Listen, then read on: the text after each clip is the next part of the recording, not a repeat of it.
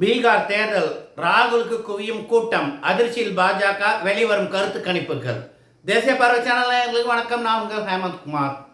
பொதுவாக கருத்து கணிப்புலாம் நம்பக்கூடாது, அது தனி. அது எக்ஸிட் போல் ஆகட்டும், இல்லை ப்ரீ போல் ஆகட்டும். பட் இப்போ பீகாரில் தேர்தல், அநேகமாக நவம்பரில் தேர்தல் இருக்கும். எல்லா கட்சிகளும் அதுக்கு ரெடியாக இருக்குது. பீகாரில் பார்த்தீங்கன்னா நிதிஷ்குமார் தான் கிட்டத்தட்ட 20 வருஷமாக சிஎம்மாக இருக்கார். அவர் என்ன பண்ணார், அடிக்கடி ஜம்ப்லாம் பண்ணிகிட்டே இருப்பார். ஆனால் அவர் தான் சிஎம். ஒரு சமயம் பிஜேபி ஆதரவில் இருப்பார், ஒரு சில சமயம் லல்லு பிரசாத் மகன் தேஜஸ்வி யாதவ் கட்சி கூட்டணியோடு இருப்பார். அவர் தான் முதலமைச்சர். துணை முதலமைச்சராக பிஜேபிக்காரங்க இருப்பாங்க, இல்லாட்டி அவங்க இருப்பாங்க, அவ்வளோதான். காரணம், நிதிஷ்குமார் ஓபிசி, அவரை ப்ரொஜெக்ட் பண்ணணும். பிஜேபி வாக்கு வங்கி வேறு, அப்பர் காஸ்ட் ஓபிசியில் செலக்டிவ், தாக்கூர் இவங்கெல்லாம் பிராமின்ஸ்லாம். பீகார்லாம் பிராமின்ஸ் அதிகம். நம்ம ஊர் மாதிரிலாம் அங்கே பிராமின்ஸ் எடுத்து அரசியல் பண்ண முடியாது. அடுத்து பார்த்தீங்கன்னா மற்ற ஓபிசிலாம் நிதிஷ்குமாருக்கு. காங்கிரஸ் கூட்டணி எப்படின்னு பார்த்தீங்கன்னா யாதவ், முஸ்லீம் மற்றும் கொஞ்சம் எஸ்சி. பிஜேபியே எஸ்சி ஓட்டு நிறையா உண்டு. இதுதான் பேசிக். எஸ்சியை பொறுத்த வரைக்கும் அங்கே எப்படி ரெப்ரசன்டேஷன் பார்ட்டி இதெல்லாம் இருக்கும், அதுக்கேற்றபடி. இதில் நிதிஷ்குமாருக்கு 15% ஓட்டு இருக்குது. ஆனால் அவர் இருக்கிறது தான் ஜெயிக்குன்றதுனால அவருக்கு தான் முதலமைச்சர் பதவி. பிஜேபி பல வருஷமாக அவருக்கு தான் விட்டு கொடுத்துட்டுருக்கு. 2006 இன்னும் முதலமைச்சர் ஆனால் தொடர்ச்சி அவர் தான் இருக்கார்.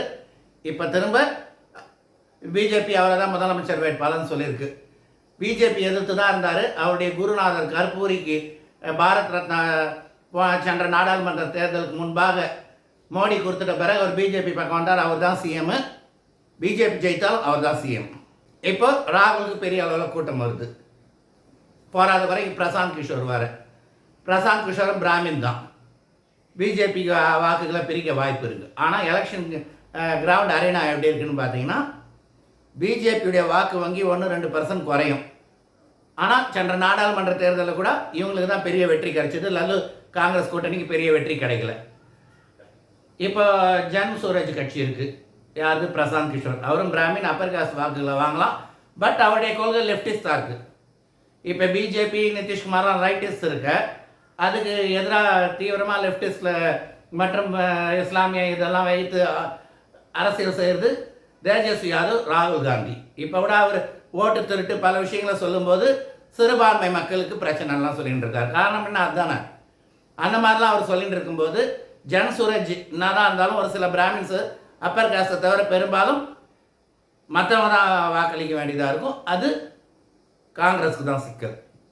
மேலும் ஜென்ரல் அரித்மெட்டிக்ஸுக்கு இவங்களுக்கு தான் ஆதரவு. ஆனால் எங்கே பிரச்சனை வரும்னா ஆன்டி இன்கம்பன்சி. சில இடங்களில் கவர்மெண்ட் ஸ்கீம் போய் சாராமல் இருக்கும். லோக்கல் எம்எல்ஏ கண்டுக்காமல் இருப்பாங்க. அதுக்கெல்லாம் பிஜேபி எந்த இதுவும் இல்லாமல் எம்எல்ஏ சீட்டை மாற்றிடுவாங்க. அதுதான் பிஜேபி. யாராக இருந்தாலும் அவங்க நிறைய இன்டர்னல் சர்வே வச்சுருப்பாங்க. எம்எல்ஏ எம்பியா சரியில்லைன்னா சீட்டு கொடுக்கறது இல்லை. அதனால் அவங்க ஆன்டி இன்கம்பன்சியை பார்ப்பாங்க. பட் அவங்களுக்கு பெரிய அட்வான்டேஜ் என்னான்னு பார்த்தீங்கன்னா ஸ்டேட்லேயும் இருக்கிறது, சென்ட்ரல்லையும் கவர்மெண்ட்டில் இருக்கிறது. அது இல்லாமல் நிறைய ஸ்கீம்ஸ்லாம் கொடுத்துருக்காங்க. இப்போ கூட எலக்ட்ரிசிட்டி 100 யூனிட் ஃப்ரீனா நிதிஷ்குமார் இப்போ சொல்லியிருக்காரு. ஆகஸ்ட்லேருந்து வரும்னாரு, ஜூலையில் சொன்னார். இந்த மாதிரிலாம் செய்யும்போது கடைசி நேர விஷயங்கள் பிஜேபிக்கு பலன் இருக்கும்.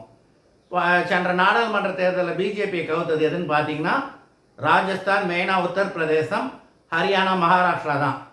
பிஜேபி காலின்னு நாங்கள் நாடாளுமன்ற தேர்தல் முடிஞ்ச பிறகு. பட் ஹரியானாவில் திரும்ப ஜெயித்தாங்க. மகாராஷ்டிராவில் பெரிய வெற்றி பெற்றார்கள். அப்புறம் டெல்லியில் கூட ஜெயித்தாங்க. அந்த மாதிரி பீகாரும் அவர்களுக்கு ஜெயிக்கிறது தான். அவர்களுக்கு இருக்க ஒரே பிரச்சனை யூபி தான். ஏன்னா யூபியில் சென்ற நாடாளுமன்ற தேர்தலே தோல்வி. அதை சரி கட்டி எவ்வாறு யூபியில் ஜெயிக்கிறாங்கன்றது தான் முக்கியம். இந்த தேர்தல் ஆஸ் யூஷுவல் நம்மை பொறுத்தவரை பிஜேபிக்கு வெற்றி. ராகுலின் 90 தோல்வின்னு யாரோ ஒரு பிஜேபி அமைச்சர் சொன்னார். ராகுல் தலைமையில் 91வது தோல்வியாக இருக்கும். மற்றபடி ஸ்டாலின் போய் அங்கே தமிழில் பேசுகிறேன்லாம் நம்ம ஆளுங்க சொல்கிறது சொல்லிக்க வேண்டியது தான். அவ்வளோதான். மறக்காமல் நம்ம சேனலை சப்ஸ்கிரைப் செய்யுங்கள். நன்றி, வணக்கம்.